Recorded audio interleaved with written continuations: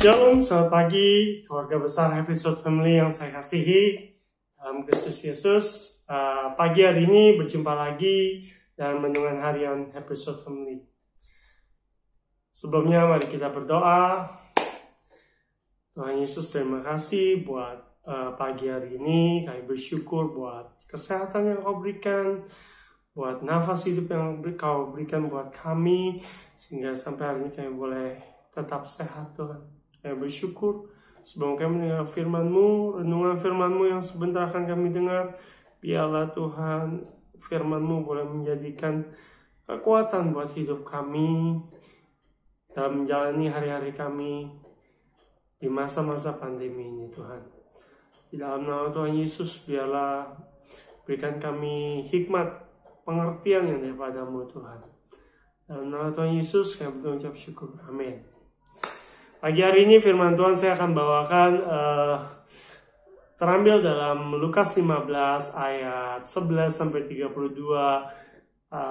Judulnya adalah perumpamaan tentang anak yang hilang. Mungkin Bapak Ibu sudah pernah membaca atau sering mendengar tentang perumpamaan anak yang hilang. Dimana saya sinopsisin aja, saya singkat. Jadi ada seorang bapak punya dua anak, gitu kan, si bungsu dan si sulung. Tiba-tiba si bungsu bilang, "Pak, saya mau minta harta dong, saya mau pergi," kan. Nah, terus si bapaknya bagi hartanya. Nah, terus si bungsu ini beberapa hari kemudian dia pergi ke negeri lain, dan di sana dia biasalah, kalau orang banyak duit pasti banyak teman, ya kan. Diperfoya-foya sampai suatu saat hartanya habis dan negeri itu mengalami bencana kelaparan, sehingga dia harus bekerja untuk memenuhi perutnya, ya, untuk kebutuhan hidup.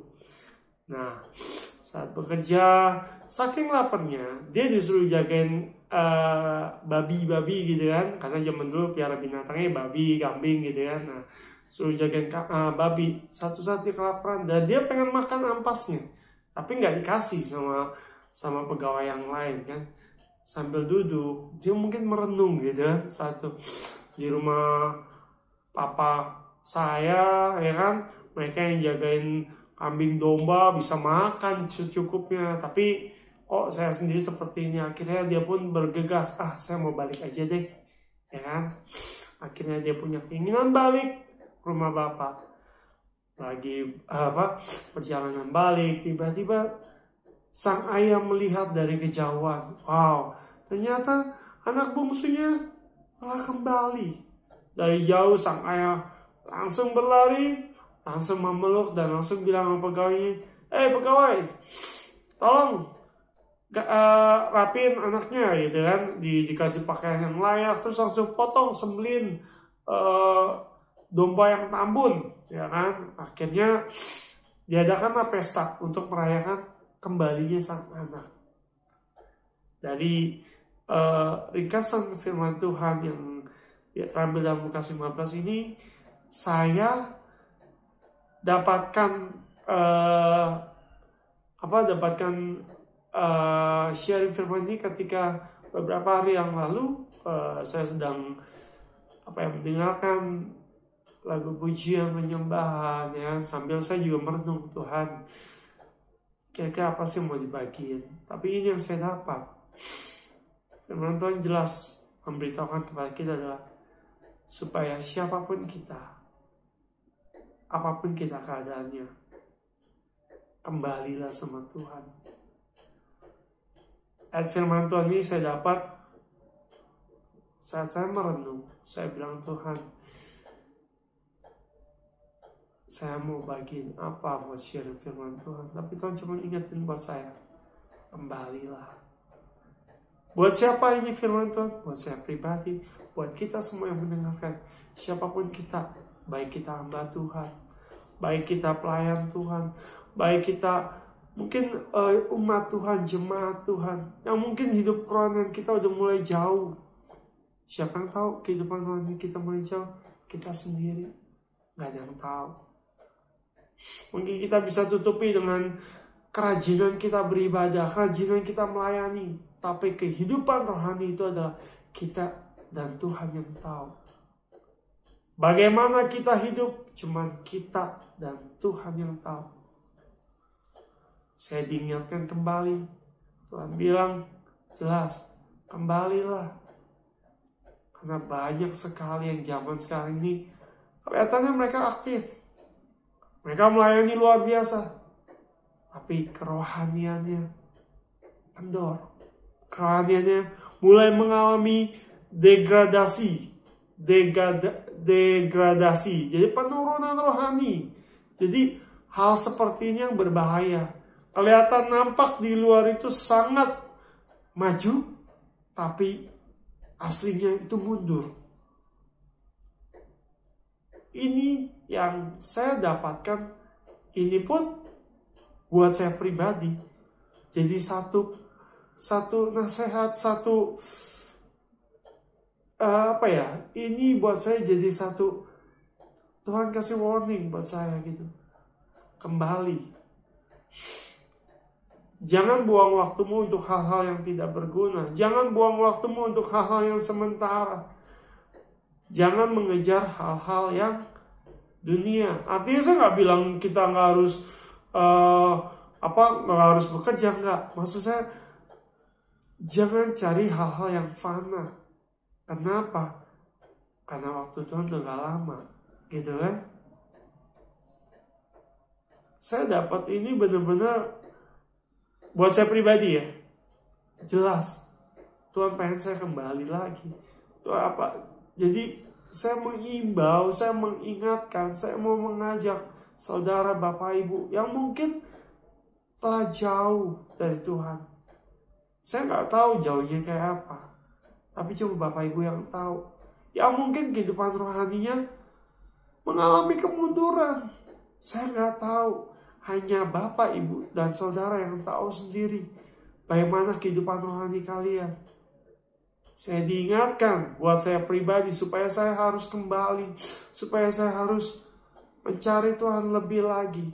Karena kenapa? Waktu-waktu ini adalah waktu yang singkat dan bukan waktu main-main. Mungkin kita sering beberapa waktu di belakang yang lalu kita dipermainkan oleh dosa. Kita sering bermain dengan dosa, bukan dipermainkan, bermain dengan dosa. Nanti juga Tuhan pulihkan, nanti juga Tuhan tolong, Tuhan tahulah kelemahan saya begini begitu. Tapi yang Tuhan mau adalah kembali ke Tuhan. Jangan biarkan dirimu dipermainkan. Karena kenapa? Waktu-waktu sekarang adalah waktu yang singkat. Jangan buang hidupmu, jangan habiskan hidupmu dengan hal yang sia-sia. Bekerja, ya emang harus kita bekerja untuk memenuhi kebutuhan. Tapi lebih daripada itu, kita harus bekerja untuk Tuhan. Lebih dari itu, kita harus hidup lebih untuk Tuhan. Karena kenapa? Hidup kita di dunia cuma sementara. Saya juga bukan orang yang terlalu ekstrim gitu kan. Tapi lambat-lambat saya berpikir juga gitu. Oh ya, hidup seperti ini, betul kita harus bekerja. Tapi akan ada kehidupan selanjutnya. Setelah kita dipanggil Tuhan, apa yang kita persiapkan untuk kehidupan yang kekal? Sudahkah kita mempersiapkan? Kecuali ya, kalau kita cuma berpikir ya sementara aja buat di bumi kan. Semuanya ya udah buat sementara di bumi. Yang penting saya hidup senang di bumi, saya berkecukupan. Hey, saya mau ingatkan kembali. Akan ada kehidupan yang akan datang. Kehidupan yang abadi. Pertanyaannya, sudah siapkah Bapak, Ibu, Saudara, dan saya? Saya bukan menakut-nakuti, tapi ini adalah, buat saya pribadi, ini adalah satu teguran. Jangan bermain-main lagi. Ini bukan saatnya. Saya mengalami ini ketika saya berpikir, aduh Tuhan, kok hidup di dunia kok kayaknya kurang ya. Maksudnya kurang artinya gak bisa kayak orang-orang. Iya, kemana hidup bercukupan. Tapi saya diingatkan, hidup ini sementara. Persiapkan hidup ke arah yang kekal.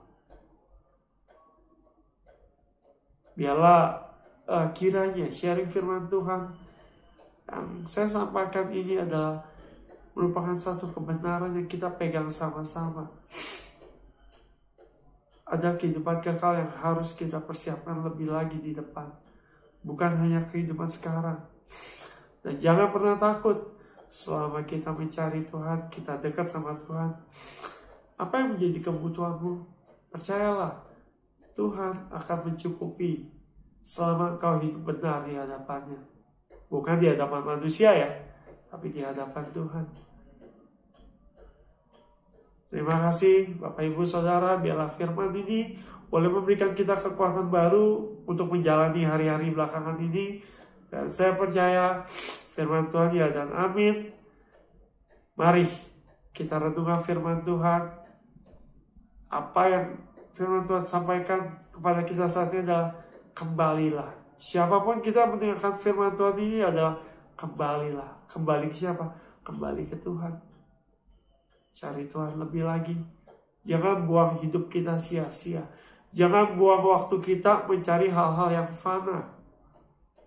Kita boleh bekerja, tapi lebih daripada itu, kita harus mempersiapkan hidup kita kehidupan yang kekal.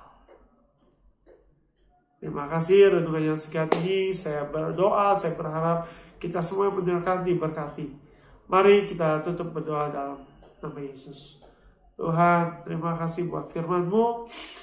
Kami percaya firman-Mu ya dan amin. Firman-Mu pedang bermata dua yang menembus hati dan roh. Biarlah firman-Mu membuat kami kuat menghadapi hidup ini. Firman-Mu memberikan kami ketenangan. Dan firman Tuhan menjadi satu pegangan hidup kami. Pimpin hidup kami pagi hari ini, supaya hidup kami berkemenangan Tuhan. Hanya di dalam nama Tuhan Yesus, kami berdoa dan mengucap syukur. Amin. Shalom, selamat pagi. Tuhan Yesus memberkati.